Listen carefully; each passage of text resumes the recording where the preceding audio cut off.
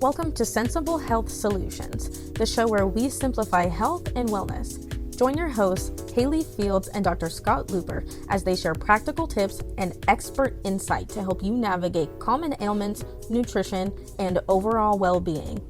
Tune in for straightforward advice that empowers you to live a healthier life. Hello, Hallie. Hello, Dr. Luper. How are you? Doing good. Happy and healthy? Good. Well, in continuing our conversation on autoimmune diseases that you commonly see in the practice, I think that one we should cover that's pretty prevalent out there is Crohn's disease. Yeah, we see a fair amount of Crohn's. Okay. So we got a lot of experience treating it, and I think that's a good thing for us to talk about. Absolutely. For viewers out there who might not know what Crohn's disease is, can you tell us what it is and what are common symptoms? Sure. Crohn's disease is a gut disease, and it mimics colitis pretty dang close because there's a lot of digestive symptoms. You get stomach pain and diarrhea, sometimes constipation, sometimes bloody diarrhea, gas and bloating, and just kind of overall feeling horrible. Sometimes nausea, sometimes vomiting. Not really, vomiting's not that common, but it's possible. So just basically gut stuff, guts. That's really what it shows up. Yeah. It's not only digestive symptoms, because since it is an autoimmune disease, there's other symptoms that'll come up occasionally, more general symptoms. And if you see these general symptoms along with this colitis picture, you got to start thinking Crohn's, because there's a real good chance that's what's going on. And the general symptoms are things like joint pain, muscle aches, malaise, fever, and rashes, and two main rashes, and then kind of a canker sore type thing. But What are the two main rashes? there's a rash called erythema nodosum, where you get deep, kind of bruised, looking kind of thick, painful spots on your shins or on your thighs. They can sometimes occur up on your trunk or your arms, but mostly they're down low. That's classic for this. Another one is where you get an ulcer. It's called pyoderma gangrenosum, and your skin just basically breaks down. It's like that same rash before, but it gets Deteriorates. chronic, yeah, and Creates like a wound. yeah. I don't necessarily want to go into all this real graphic detail. We're gonna put people off. Well, I mean, if they're experiencing some of these symptoms and they might not know, Yeah, it might be helpful. If you got this horrible pussy ulcer on your leg, Yeah. and then it won't heal, yeah, you should go to the doctor. Okay. Particularly when you got gut problems going along with it, absolutely. And this is a pretty common side effect of getting autoimmune disease of a certain type of the gut problem. It's one of the ways it manifests. So and then canker sores. Okay. You know, your classic canker sores, you get that little In the mouth? painful little sore. Yeah, those go along with it as well. Sores? Yeah. Oh. Now, just because you have canker sores doesn't mean you have Crohn's. Right. No. But if you have Crohn's and you have canker sores, if you have gut problems and you have canker sores, then you have to start thinking, I wonder if I might have Crohn's. And then you So- get a check to see if you actually have it or not. You mentioned ulcerative colitis. Is that kind of the step before it manifests into Crohn's disease, or is that like? There's a lot of overlap between ulcerative colitis and Crohn's, but they're not exactly the same. Okay. Ulcerative colitis has an autoimmune or an immune, an immune aspect to it for sure. Crohn's disease is autoimmune. Mm-hmm. Now, if you get your immune system jacked up so much that it starts attacking the lining of your digestive system, that's an immune problem. But if the problem with your immune system, rather your digestive system, is because of your immune system, that your immune system is the factor that is attacking, that's literally causing the white blood cells to go in there and damage the lining of your digestive system, that's more Crohn's. Okay. Now, mostly what it affects is the lower part of the small intestine. The way things works is you got your mouth and your stomach and your small intestine and your large intestine. So the small intestine comes first, large intestine comes second. Small intestine's where broken down food is digested and absorbed. Large intestine is where the process of digestion is finished. Poop is basically gathered together and then processed. So the main areas that are affected by Crohn's are the lower part of the small intestine and the upper part of the large intestine. But you can have a problem anywhere from your mouth to your anus. The entire pipe can be affected by this. Mostly, and that lower section is what's affected, but not necessarily. So with Crohn's, is there also an internal ulcer element to it? Yeah, that's actually, I wouldn't use the word ulcer necessarily because it's too diffuse. The lining of the digestive system is damaged, is like rubbed raw. Okay. That's what it looks like. All of those little felty Villi are broken down and deteriorated. All that. So the whole thing is kind of a raw, easily scratched, bloody mess. Very tender area. Yeah, extremely tender. I mean, this is just absolutely debilitating if you have a flare of this thing, and it could just wreck you where you can't do anything, can't function. You just have a hard time just getting through the day alive, right? And so like is it a consistent symptomology, or does it come Comes in and goes. waves? Okay. Comes and goes. You get a flare, and then you're better, and then you get a flare, and then you're better, and you get a flare. Usually people flare 2 or 3 times before they eventually figure out what it is. And what induces these flares? Well, we should do a show on that. Here we are. So your immune system gets jacked up from a variety of things. Sometimes you just have a predisposition to it. People have a kind of genetics that make them more likely to have this, but it's not a genetic problem. Normally what it is we've talked about this before, is people get kind of low-grade infections in their digestive system that stimulate their immune system, and then their immune system runs on its own after that. It just does its own thing, independent of whether you have the infections or not.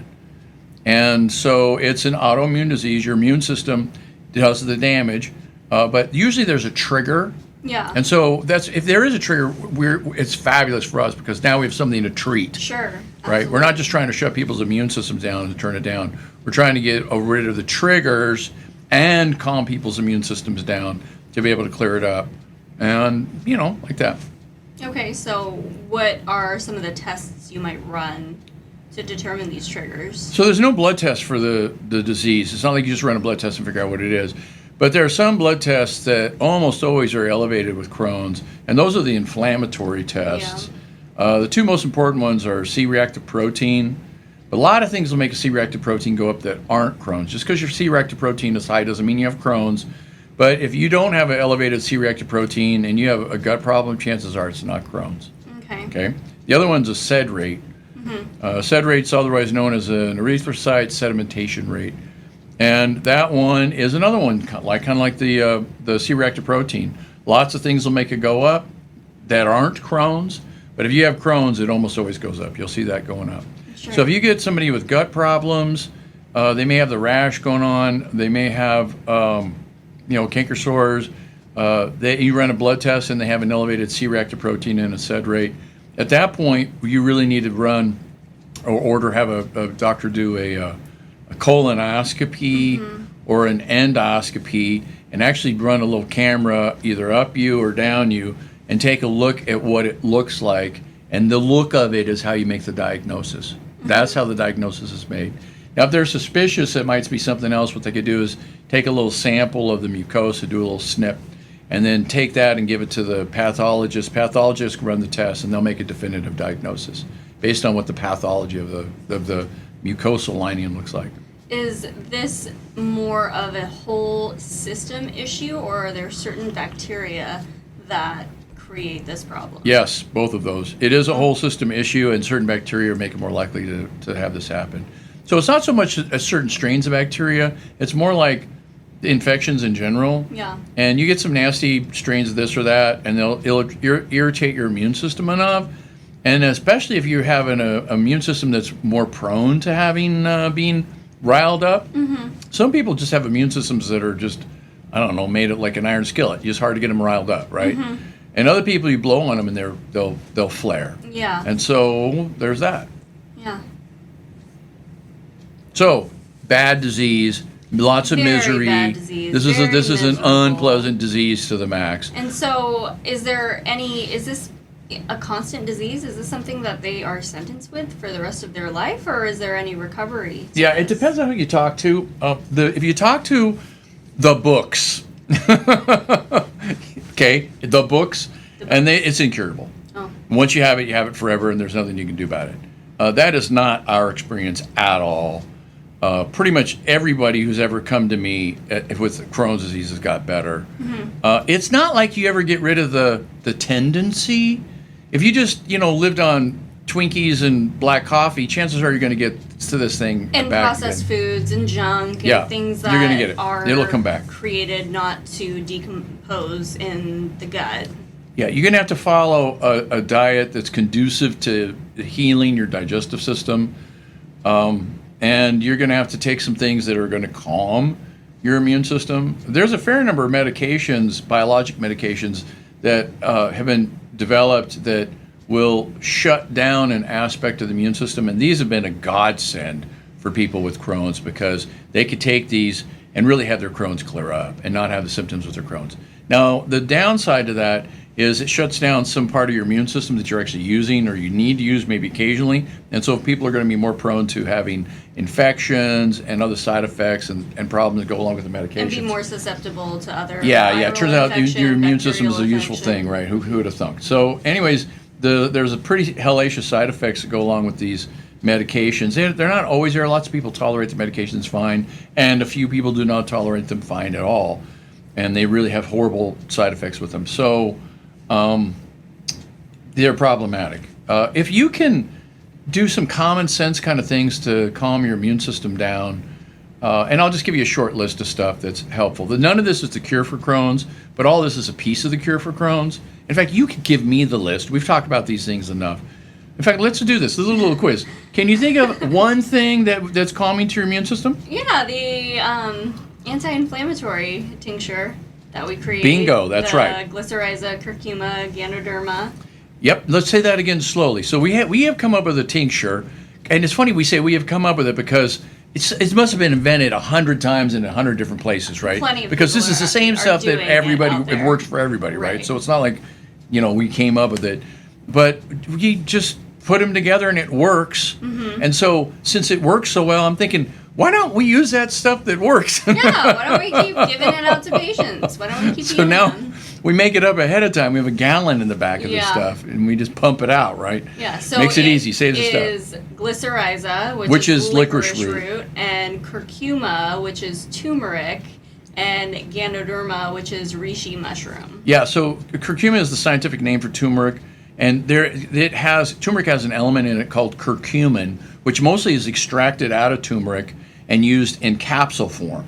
And you can do that. Yeah. But we don't actually do that. We use the We do whole. have some on the shelf. We do. Yes, We do. We have sometimes the do ability that. to use it, but we don't rarely do. What we end up using more is the actual turmeric. Yeah. Now, what's interesting, I have a colleague who went to India and talked to the manufacturers of curcumin, and they're taking turmeric and they're extracting the curcumin out and making barrels of the stuff and shipping it to the United States, and people buy the barrels and they make capsules out of them. But they have this huge giant pile of stuff that isn't curcumin sitting in a heap. The other parts, The other parts of the herb sitting in a heap, a little heap. But all of those other bits and pieces have their own properties to them that help with other things. They didn't know what to do with the stuff. They're not selling it. They're selling it to curcumin. So he was just interested. I wonder what the anti-inflammatory characteristics of this other stuff that isn't curcumin. And he did all these studies on it. Turns out it's fabulous. Right. They're pitching half the stuff that's good. It's just sitting there in a big pile. So since I know the guy, right? Yeah. You have an insider. We get the whole thing. Yeah. We don't just use the curcumin, we use the other parts too. Maybe that's one of the reasons why it works so well. Because we're using the whole kit and caboodle. And we're using the licorice root, and we're using the reishi mushroom. And they work together beautifully. They all do something different. They don't do the same thing 3 times. They do a different thing every time. And you get this more gentle, comprehensive, calming effect on the immune system. It does not shut the immune system down. The immune system works perfectly fine. It does all the things it wants to do. It doesn't break any aspect of it. It just takes the dial on the immune system and goes pew and turns it calms down. it So down everything a just little is bit. less reactive. Is less reactive is what it is. So Okay. along with the anti-inflammatory tincture. Some other stuff that's common that people listening are going to be able to get access to. Not that you should treat this at home by yourself. No, you should always seek the guidance of a medical professional, a doctor. Yeah, now having said that, there's some stuff that you could take at home that to get the ball rolling on this one. One of those things is vitamin D. Vitamin D is a lovely immune system regulator. It really works nice. It's super inexpensive. The side effects are there are no side effects if you use the correct dose. If you use too high of a dose, you can get some problems with calcium absorption. You get too much calcium. If it's bad enough, it'll cause cramps. If it's not quite that bad, it could still be a problem because it'll deposit into soft tissues. You have to take vitamin K along with vitamin D if you're going to get high levels of it. Nonetheless, it's cheap and easy to use, so there's another thing to do. Another one is fish oil. Fish oil, yeah. And the most important thing I do with people is run a test and figure out if they have any infections in them, which they always do. Of course. Always. Never had a case of Crohn's didn't have infections. Right, because it's kind of stemming from. Right. And so then we treat the infections with a variety of stuff, mostly herbal things. And then we also work on diet. Diet's super important. And then the diet is going to be eating foods that are easy to digest and to digest them completely. If there's any leftovers, because when you eat food, it should go down through the pipes and then digest completely. Right. And then if there's any leftovers by the time it gets to the lower intestine, that's more likely to ferment because of the bacteria down there. And create more bad bugs. And create the irritation. Yeah, create more irritation. And that's what's driving the whole thing. Driving the whole party is incomplete digestion. Would you recommend chia seeds to somebody with Crohn's? That's an excellent question, because people with Crohn's know that if they eat anything with fiber in it, it's going to irritate them because they have this raw area, like this almost open wound, or in fact is an open wound. Yeah, and then the seeds could get stuck in little crevices. No, they don't get stuck. They scratch. Okay.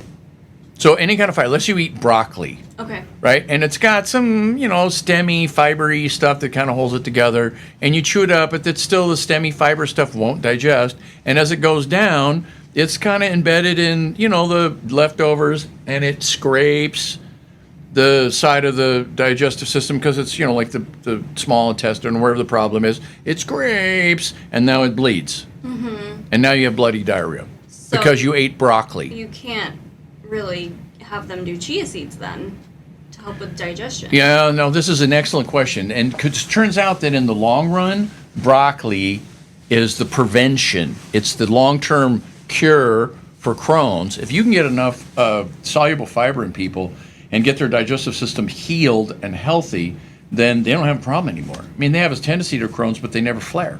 Sure. And they never have a problem. They go the rest of their life and they're perfectly fine. So then how do you get them the fiber without causing the irritation? You have to heal the wounds. Okay. That's what you have to do. So it's kind of like a step-by-step. Yep, you have to heal those wounds. You got to get the wounds healed so that if you do eat fiber, it doesn't scrape it. And then you got to load them up with fiber. Okay. And then they do fine. So healing those wounds would be taking care of the infection. No, actually, to give them something that's literally going to cause their wounds to get healed. There's stuff on the planet that stimulates the healing or the thickening because it's too thin and it breaks apart. It's called friable. The memories become friable. So what we want to do is keep them glued together and keep them nice and thick and keep them tough so as stuff goes by, it doesn't rip them to shreds. So is this where L-glutamine Yes. would come in? Mm-hmm. It is exactly. Okay. You hit the nail right on the head. That is the number one thing to take is L-glutamine. There's another thing called gamma-rhizinol that we also do. Gamma-rhizinol is extracted from rice bran oil. Isn't that weird? Yeah. Rice bran oil. Of all the things in the world, rice bran oil? Whoever figured this out? I don't know. The Japanese people. They're stretching. Well, that makes sense. They do a lot of rice. They have a lot of rice bran laying around, and you squeeze it for oil, and then you see what it'll do. And it turns out what it does is it heals ulcers. Oh. Not only in the stomach. It was originally looked for the stomach, but also in the small intestine, also in the colon, also in your mouth, also in your bladder. Wow. Isn't it interesting, isn't it? Yeah. It works in all those places Interesting. and heals them up. Wonderful. Now, it's not like you just take gamma-rhizinol by itself and suddenly you're healed. It doesn't work that way. Yeah. It's a thing that you can take that will increase the chances that you're going to heal, not to 100%, but more than it used to be. It's you just mix a it with piece to the glutamine, puzzle. Yeah. and the chances go up even and then more. fish oil. And the chances go up Yeah. even more. And you start layering these things in. You calm the immune system down on one hand, and you heal the wounds on the other hand. And you get people moving in the right direction. Usually this is like our first visit or two. And they come back in, I say, how you feeling? I'm much better. Okay. You got any bloody diarrhea? No, it's all cleared up. And then at that point, you start Fiber. introducing fiber. That's right. At that point, they're ready for fiber, and you can do fiber. How long has this taken you before with patients? A couple of weeks, not long. That's incredible. I don't know, not really. Really? Okay. I don't so think so. humble. No, it just goes pretty quick. Yeah, I'm sure there's. I have to be careful. This is not a brag session. We're not trying to say how great we are. It's my experience being what it is. That's what my experience is. So I'm very humble about this whole thing. I mean, the next one I see could not go this way. True. And then I'd say, oh, we got one that's different. Yeah. I've heard of multiple people being, prescribed steroids for theirs, and the steroids being effective for the first few months, and then in the next session, during the next flare, the steroids not having the same effect. Yeah. Why do you think the steroids work? The steroids work to suppress the immune system. Yes, but they then do. The immune system kind of builds resiliency to Yes, those it does. steroids. It does, in fact. Right. Yeah, the steroids are tricky because steroids work very well to knock a flare down because they suppress immune function. And that's great. Now, what they don't do well, or a side effect of steroids, is as well as reducing inflammation, they also reduce healing. Because inflammation is healing. Is the body. It may gone so extreme that the healing is so excessive that it doesn't look like healing anymore. We talked about this before. Let me do it for our listeners so they get a sense of what this is. And said, let's go out of size. We'll go out of the digestive system. We'll go into your house. Okay. So you have your house and you're living there, and then in the corner of one of the rooms, the floor is kind of spongy, and there's kind of like mold growing on the wall or some kind of thing. And there's a leak on the roof, and you got this damage, right? And your house is starting to rot from the inside. So what do? You call a carpenter, have him come over. And what he does is he starts pulling the floorboards up and pulling the sheetrock off. And oh, heaven forbid, it's a huge mess back there. It's way worse than we thought it was. And this is inflammation. Because now you're healing, and there's dust in the air, and there's noise, and it's all uncomfortable, and I can't go use my living room anymore, and this is misery, and this is Crohn's disease. Yeah. Okay?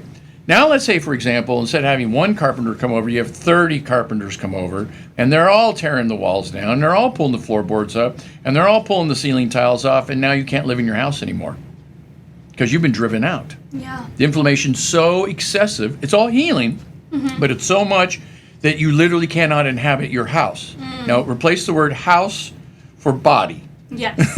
and now you're dead Yeah. because you can't live there anymore. That's COVID. Yeah. That's what happened with COVID. It wasn't that the virus killed people. It was the inflammatory response killed people because it was so intense and so much. We all had to move out, Yeah. right? Who had had in to that situation? evacuate. You had to evacuate. Yeah, and that's drastic, right? Yeah. So what they learn to do is they learn how to moderate the immune intensity using medications and treatments and various kinds of things. And us too, having people take vitamin D to moderate the problem. So people who were taking vitamin D had a 90% reduction in the chances of dying of COVID. Not getting COVID. They still get COVID. Right. But they just wouldn't die from COVID anymore because the immune system couldn't flare as much as it did before. Interesting, isn't it? Very interesting. The Crohn's the same thing. Yep. We want to make sure that we don't shut the healing down because we don't want the dry rot to continue on, right? Right. Because there's an infection and there's reasons for that to happen. We don't want it to be so exaggerated that it blows everything up. And you no longer have a colon that you can use. Right. And really, it can get that bad. One of the things that happens with this is people go to the hospital and they get their colon taken out. Oh. And they have to use a colostomy bag Yeah. because the colon was so bad and so bloody they were dying. Yeah. So cut it out. Yeah. Sew it up, and now you don't have a colon anymore. Yeah, we hate it when that happens. Now, the good news is somebody gets to me before they get to that point that, knock on wood, I was able to help them every time. Yeah. No one's had to lose their colon under our care.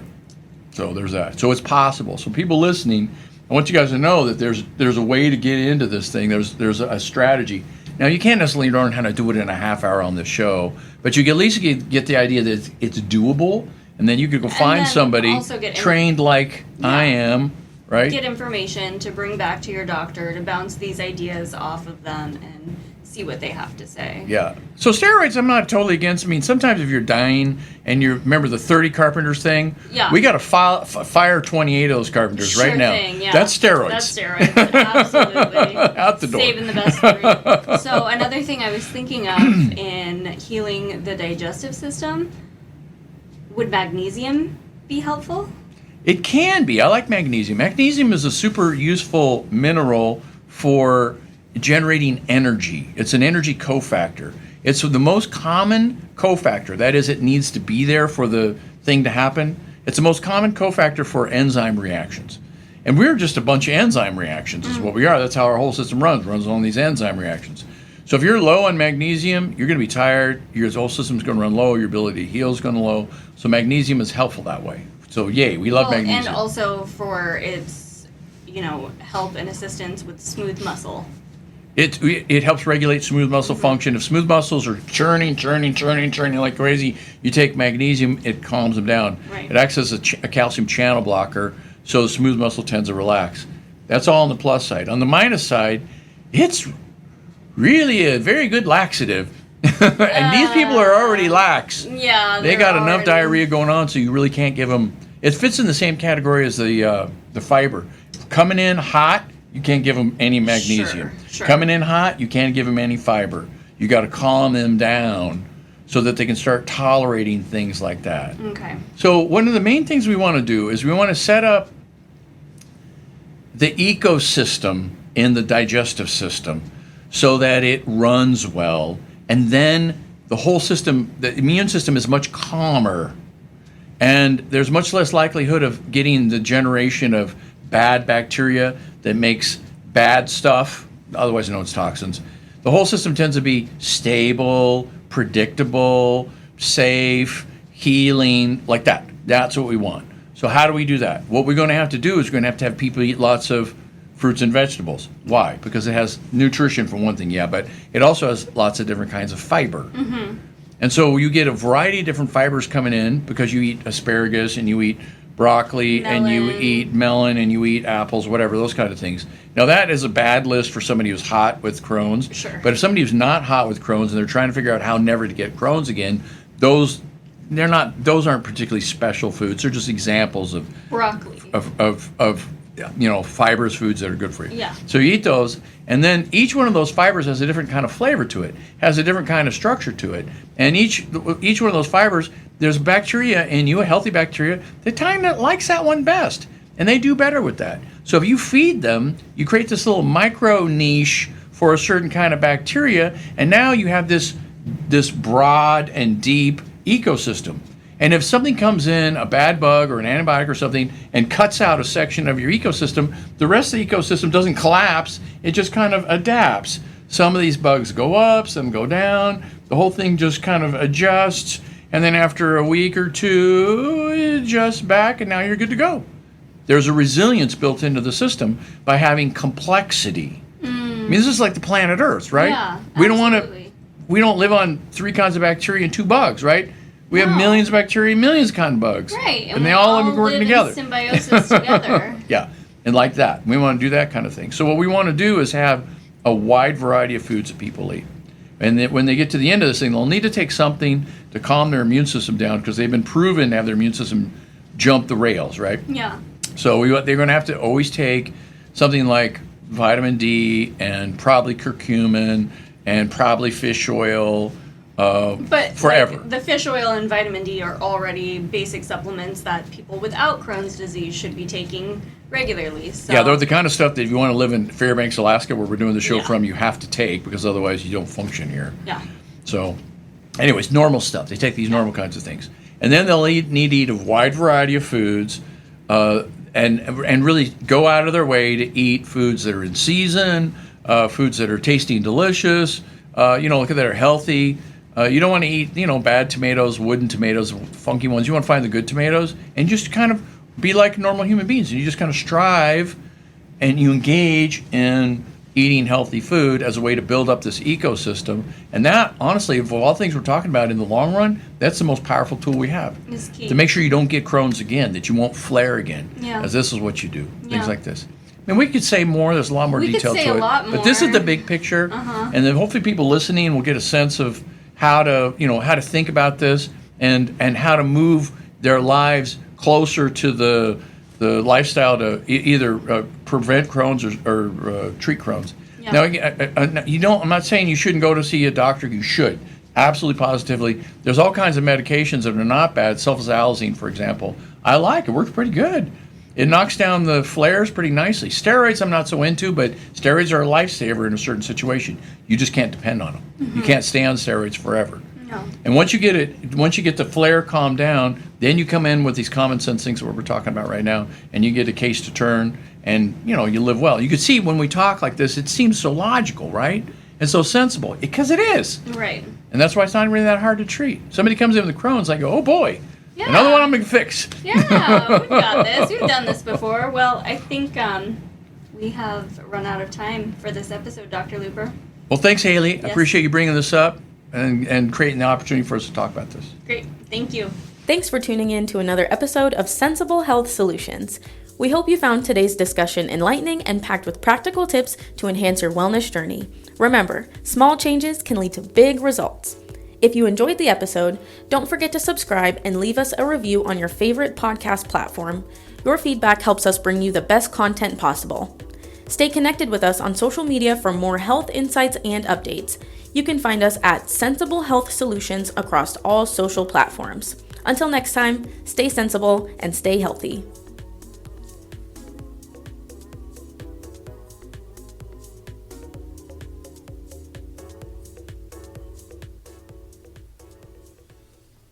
This content is for informational purposes only and is not a substitute for professional medical advice, diagnosis, or treatment. Seek medical advice from a healthcare professional for any medical conditions.